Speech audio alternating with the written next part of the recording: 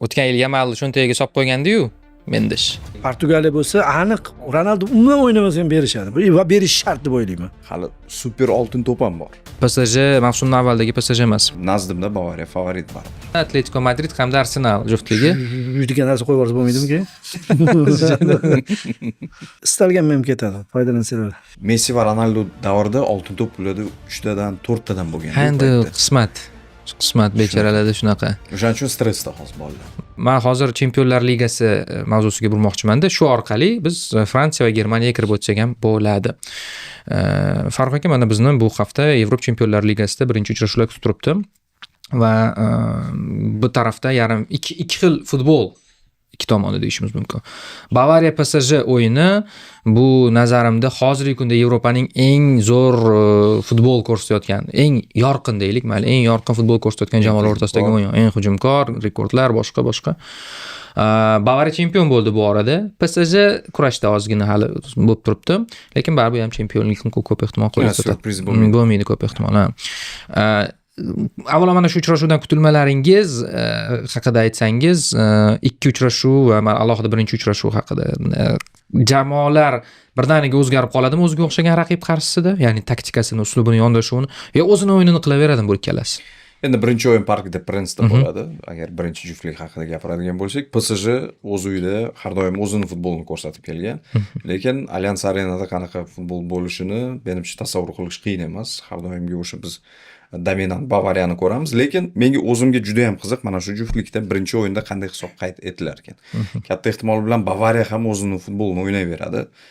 Balki rejim sal pasayishi mumkin. Ya'ni baribir javob o'yini bor. Bavariya har tomonlama bir erkinroq pozitsiyada yetib keldi. Chempionlik hal bo'ldi, finalga chiqdi. O'sha kubokni nazarda tutyapman va bu yerda ham final uchun harakat qiladi. Lekin qiziq, mavsumning shu qismiga kelib, o'tgan mavsumdagi PSG zo'rmidi, kuchlimidi yoki hozirgisimi degan savollar bo'lyapti. Va futbolchilar yorqin o'yin ko'rsatayotgani zo'r baribir. PSJda ham menimcha qaytdi o'sha Mendes ismini ancha bo'ldi eshitmay qo'yganimizga. O'tgan mavsumda juda ko'p har doim eshitib kelardik tez va mana shu katta o'yinlarda yanada ochilsa kerak deb o'ylayapman PSG futbolchilari ham. Lekin nazdimda Bavariya favorit baribir. Xayrli aka, siz mana shu juftlikda qanaqa o'yin kutyapsiz? Men sizga ham shu savol bilan beraman. Ya'ni odatda bunaqa jamoalar bir-biriga qarshi uchrashda qaytmaydi. Lekin o'yinning e'tibori bor, qiymat bor.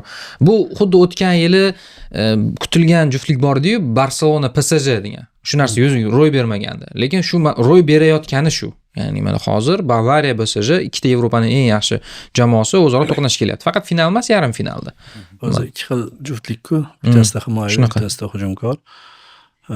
O'zini futbolni quradiganlar. Hozir to'g'ri aytildi. Birinchi uchrashuv natijasi ikkinchi o'yinga juda ham bog'liq. Va Bavariya bu o'yin tomonlama Bavariya kuchli deyman menga. Chunki butun mavsum davomida bir butun bo'lib keldi.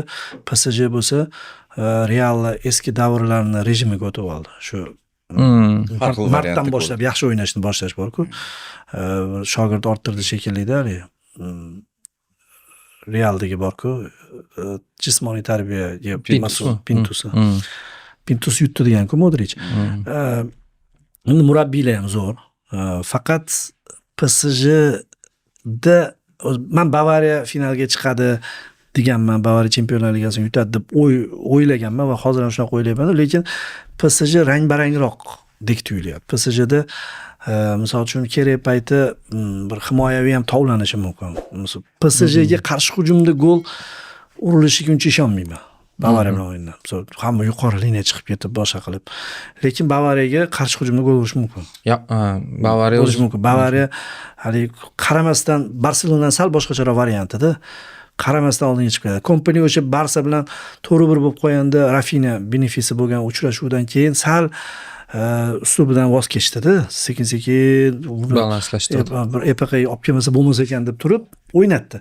Shu tomondan o'zi qiyin, rosa ham qiyin narsa, lekin Bavariya o'yin tomonlama agar hech qanaqa kuryoz bo'lib qolmasa, endi darvozabonlar faktori ham Noyer yaxshiroq hozir. Safonovdan. Safonov ham yomon turmayapti-yu. Noyer bitta qo'linga bor imkoniyati-yu. Hozir shunaqa payt Bavariya sal Bavariya o'yin hozir tomonlama ustundek turibdi. chempionatda ham Bu rang-barangda. Kerak payti sal orqaga, hatto o'zida ham Parijda ham himoyaga o'tib turib, ulg'aydi ozgina. qarshi hujumlarga zo'rda PSG. Ulg'aydi rostdan ham PSG. Mana o'tgan mavsumdagi bilan bu PSJning farqi nima deyilsa, menda mana shu siz aytgan fikringizni Oltin sal to'p ham rivojlantirardim-da. oldi, oltin to'p ham oldidan. Ular endi mental biladi nima qilish kerakligini va uchrashuv davomida o'yinni masalan Bavariya, Barselona bitta tempda yuqorida oldinda o'tkazishi mumkin bo'lsa va bu zo'r, lekin buni raqib agar imkon topsa jazolashi mumkin. Qochib yurib uradigan bokschi bo'lib qoldi. Ha, PSG shunaqa og'ir vazn bokschilari bo'ladi-yu, bitta poylashi ham mumkin yoki tez seriyalar amalga oshirishi ham mumkin. Bavariya chempionatda Mainz bilan bir qanaqadir namoyishkorona o'yin o'tkazdi. Birinchi taymda 3 ta gol o'tkazib yuborib, ikkinchi taymda tarkibni o'zgartirdi-da, keyin 4 ta gol urdi. Ya'ni butun anaqani ko'rsatib berdi-da, qudratini ko'rsatib berdi Bavariya. O'yindan oldin kompaniya biz Bundesliga oxirigacha bir xil qaraymiz degan ekan. Isbotlabdi. Yoki 8 ta futbolchi rotatsiya bo'lganda. Yo, mayli, endi Keyin hisob majbur qildi menimcha. ha 3-0lik. 1-0 2-0 bo'lganda. Bunaqa nemislar yomon hisob kayfiyati bilan bormasligi kerak. Ularda qoida bor. Kayfiyat uchun o'ynadi. Haqiqatan. PSG bo'lsa Anjani yirik hisobda mag'lub etdi. Ya'ni PSJda ham bog'lamlar deylik, masalan, aniqki yanvardagidan yaxshi, dekabrdagidan yaxshi. Hozir PSG mavsumning avvaldagi PSG emas. Mendes endi tushdi-ku, zaxiradan tushdi, adashmasam. U o'ynamasa o'yinda yoki zo'r formada bo'lmasa qiyin bo'ladi. Bavariyaning qanot futbolchilari hozir juda zo'r. Ha, to'g'ri. O'sha Olise masalasi bor. Olise hozir o'tgan yil Yamalni cho'ntagiga solib qo'ygandi-yu, Mendes. Shunaqa hazillar chiqqan endi Yamalchilar hozir. Meni ham faqat siz ko'rishadi. O'zi Bavariya PSG haqiqatan qanot futbolchilari o'rtasida ham kurashdi. Ha, to'g'ri. Yorqin nomli. Yo'q, PSJniki qanot futbolchilar o'rtaga ham kiradigan juda anaqa buqalamun uslubda o'ynaydigan jamoada. Qarorlarki amaldagi oltin to'p sohibi bo'lajak keyingisi bilan o'ynash mumkin-da. Endi natijaga bog'liq. Shunaqa. Agar deylik, yana bo'lsa amaldagi bilan o'ynagan bo'l. Endi Jahon chempionati ham. Harikeyni shu o'zi bor-ku, shaxsiyati. Shu hali jurnalistlar birinchi o'rinni qo'yib yuborayotgan paytda bor-ku, xalaqit beradi deb o'ylayman. Tushib ketadi. Nom jihatdan. Esingizda Xarizmasimi? Ya'ni raqobatchi bo'lsa yaxshiroq. Messi oxirgi oltin to'pini oldi-yu, ovoz beruvchilar kim zo'r o'ynaganiga emas, nomga qarab bordi-da o'sha paytda. Mana shunaqa paytlarda o'zi Messi har doim yaxshi o'ynab kelgan. Nomga qaraganda hozir Messi da'voga. Agar jahon chempionati bo'ladi. Uchlikka kirib qoladigan bo'lsa, ham Messi olib ketib qoladi. Portugaliya bo'lsa, Ronaldo olib ketadi. Aniq Ronaldo umuman o'ynamasa ham berishadi. Va berish shart deb o'ylayman. Shunaqa. Chunki u uchun o'ynashgan bo'ladi. Jahon ketadi shunda. Yo'q. Hali super oltin to'p ham bor. 2029da beriladigan. Unda biz haqiqiy. Nima u ozgina? Bo'ldi, Messi va Ronaldo oladi. Ikkitasidan bittasi boshqa hech kim. Anaqaga o'tishadi-da. Di Stefano olgan, o'zi bitta oltin to'p beriladi-yu. Frans futbolida super oltin to'p ham. Messi da'vogarga beradi buni. 2029 raqam bo'yicha 8 ga 5 da, kattada farq. 8 ga 5. Hali Ronaldo bilan Messini o'rtasidagi sovrinlar bo'yicha ham bitta savol tuzishganda eshitganmisiz? Misol uchun u qaysi futbolchi, u kim? 3 ta oltin to'p, 2 ta oltin butsa, yana nechtadir gol, Ispaniya chempionligi nechtadirchi. O'shanda bu o'yinchi emas, bu Messi va Ronaldo o'rtasidagi sovrinlar farqi. Ikkinchi juftlikka o'taylik. Shu bilan keyin hozir mana qarorlarga Mbappe, yana kim boshqa nomlar, Neymar yo'q. Nomzodlarni sanayapmizmi? Yo'q, juda bir omadsiz davr bo'lib qoldi-da. 26-27 yoshi hozir. Messi va Ronaldo davrida oltin to'p pullarda 3 tadan 4 tadan bo'lgan. Endi qismat bechoralarda shunaqa. O'shaning uchun stressda hozir bolalar. Yo'q, o'sha paytda futbol ham to'g'ri qurilgan. Misol uchun Messi ham jamoaga ham foydali, ish koeffitsiyenti zo'r bo'lgan, bunga ham qilishgan. Hamma narsa to'g'ri. Ronaldoga ham mana ham Benzemalarning intervyulari bor-ku, 3 ta gol uradigan odamga ishimiz degan. Hozir 3 ta gol uradi deb Mbappega ishlab turibdi jamoa. Boshqalar yuguryapti. Qilmayapti, topishib ketmayapti-da. Keyin qarorlarki, men Mbappeni yoshida Ronaldo Madridda kiritgan gollarini ko'rib chiqdim-da YouTube'da.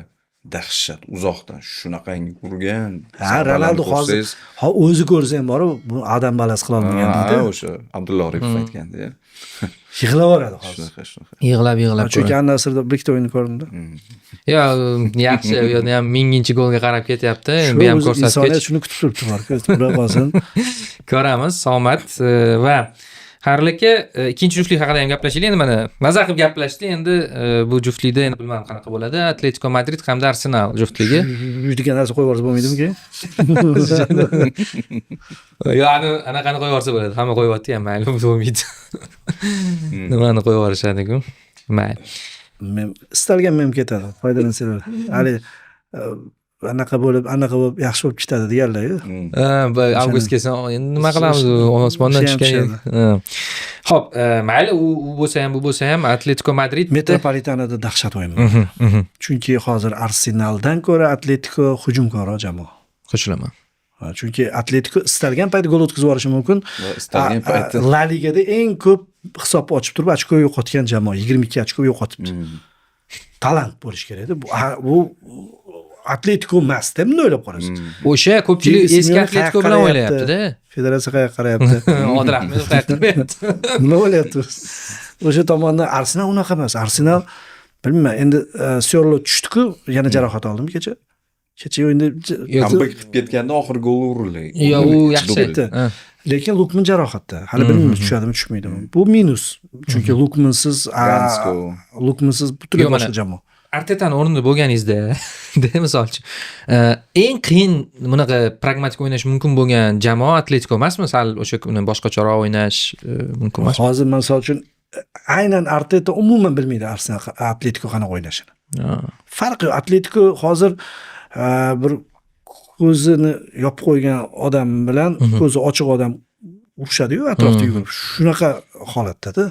Ko'zi yopiq odamning zarbasi qattiq tegadi lekin. U endi tayyorgarligi boshqa ketadi. Burchak zarbasi. Burchak zarbasi deyiladi. Bir-biriga umuman o'xshamagan va kutilmagan, ayniqsa Atletico Madrid. O'xshamagan burchak zarbasi qildi.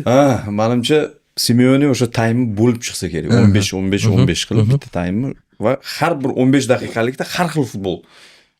Barselona bilan ko'rdik-ku, endi bilmadim, Barselonaga qarshi umuman boshqacha tayyorgarlik ko'rgan bo'lishi mumkin Arsenalga. Alvaresni asrayapti. Alvaresni ko'z qorachig'idek asrab tayyorlayapti. Ushlab turibdi. O'zi bu 3 dan 4 ta o'yinlarni bitta o'yinga berib yuboradigan odat chiqaribdi-da. Shunaqa. Shunaqa Barsa yutib oldi-da. 4 ta o'yin yutqizgandi La Ligada. Kecha ham yutqizayotgandi Bilbaoga. Nima bo'ldi? Kayfiyat uchun. Yo'q, 4-5-o'yin fojia-ku. Keyin anaqa ham yetib olish mumkin edi. Pastdagi 5-o'rindagi lekin yutqizish kerak edi. Bu juda yomon zarba bo'lardi Arsenalga. Nega? Shunaqa kelayotganini bilib turibdi-da, chunki ligada hech narsa yo'qligini biladi. Arsenal ham biladi-ku, Arteta. Vaziyat farqli. Bu yoqda yonayotib Angliyada chempionlik kurashadi. Bu yoqda Atletico ikkinchi tarkibini tushirib, xohlasa naq qilib, nima deydi, bemalol o'ynab kelyapti. Bir qaysidir o'yinda 3-tarkib tushdi. Keyin akademiyaning bolalari tushdi. Barsa bilan o'yin. Akademiya juda yomonligini bilib oldi. Shuning uchun nomlar chiqmaydi. Lekin baribir bu uchrashuv ham o'ziga yarasha bir qanaqadir emotsiyalarni taqdim etsa kerak. Yo'qda qanaqadir man jang bo'ladi, mana Saliba bilan aytdilar-ku, xayrli ko'rsatdim boshida, podkast boshida. Shunaqa bir qanaqa to'qnashuvlar bo'ladi, o'ziga yarasha o'yin bo'ladi. Birinchi uchrashuvlardan keyin biz suhbatlashamiz, endi natijalarga qarab turib. Va o'ylaymanki, o'shanda ko'proq ushlashga bir qanaqadir materiallarimiz bo'ladi. Hozir bo'lsa, biz albatta matbuot anjumanini ko'rishimiz kerak. Va endi chempionatlarni gaplashdik. Italiyada Inter yana titulga qarab ketyapti. Garchi u ba'zor ochkolarni ishlayotgan bo'lsa ham, ochko yo'qotayotgan bo'lsa ham, lekin uning raqobatchilari foydalana olishmadi oxir-oqibat. Kecha mana 0-0 o'ynadi Milan yana Juventus bilan. Va bundan tashqari, demak, hozir Napoli edi. Italiyada o'zi ko'proq nima masalasi bo'lib turibdi? Como qiziq bo'lib turibdi ko'pchilik. Chiqadimi chempionlar ligasiga chiqmaydimi degan. Hakam Marokko nima masalasi. Inter shu masalasi bor ekan rostdan. Shu bo'lsa lekin g'alati bo'ladi-da. O'zi aytildi ham, jahon chempionatidan oldin har doim nimadir bo'ladi. Ko'ramiz do'stlar. Demak, men Italiya hali bu insoniyat uchun borsa bo'ladimi, menimcha Eronning o'rniga. Men shunaqa deb o'yladim. Har narsa prinsiplardan voz kechish kerakmi deb. Italiya uchun dedi. Insoniyat uchun hammasi. Yo'q, borsa hozir Daniyaga o'xshab turib chempion bo'lish mumkin-da. Nima? Bo'lish mumkin.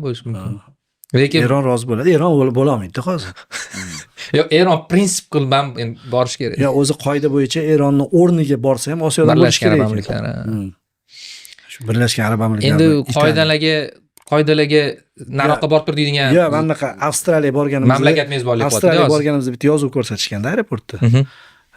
Bu joy har bir yerlikni hali saqlash bo'yida mas'uliyati bo'lgan mamlakat deb yozib qo'ygan. Ha, yashil. Italyan futbolda shunaqa deb tuyuladi mana. Bir ikkita Endi narsadan uni voz kechib. masalan, ha, to'g'ri. Uning uchun men Shuning uchun 90-yillarda ongli ravishda futbol ko'rgan bo'lishim kerak edi. ham shuning uchun ham harakatda shunga. Shuni sun'iy bo'lsa ham boshqa qilib Yo, men tushunaman. Siz yosh yoshda ham qiziqar ekan. Men yaqinda kichkina bitta bola bilan rasmga tushdim birga. Sanga nima bo'ldi dedim, Italiya formasini kiyib olibdi-da. Yo'q dedi, keldi. endi adasi kiygizgandir-da majburan. Yo, bilmadim. U Italiya muxlisiman dedi. Surxondaryoda ko'rishganimizda. Endi ko'ramiz nima bo'ladi. Shu boraversin, hamma o'zining joyida, tinchlik bo'lsin dunyoda va Yo'q, endi ta'sir qiladi. Jahon chempionatini hamma narsasiga ta'sir qiladigan jamoada.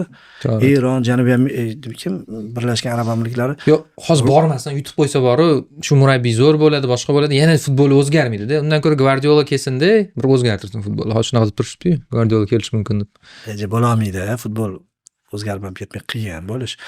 Anunda sabablar bo'lganda, Mancini chempion qilganda, rostdan o'zi 4-5 yildan beri Torino shu jamoalardan terib olgan-ku. Azorga tergan, Biserani Futbol o'tkazgan. o'ynashgan. Birgina Ispaniya bilan to'p nazoratida yutqizib qo'ygan. Ispaniyaning olib bo'lmasdi Luis Enrique jamoasidan to'pni.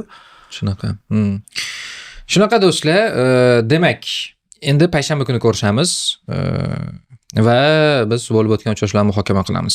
Rahmat, xayrli aka, rahmat Farruh aka. Demak, yana bir necha kundan keyin endi Chempionlar Ligasi birinchi yarim final uchrashuvlaridan keyin ko'rishamiz do'stlar. Salomat bo'ling.